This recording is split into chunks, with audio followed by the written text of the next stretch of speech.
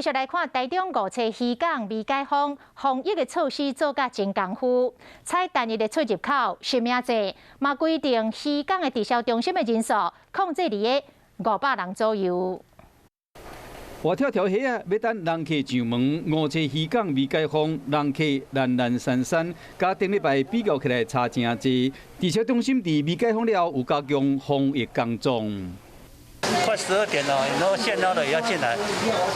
这个时间如果没有疫情的话，是的，人是很多的。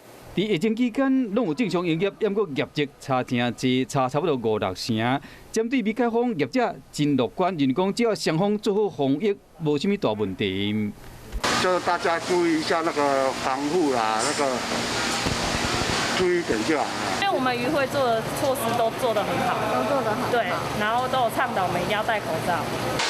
营业额减头都5-6成去哦，哎呀，差足济哦。礼拜人有较济，有较回升一点啊啦。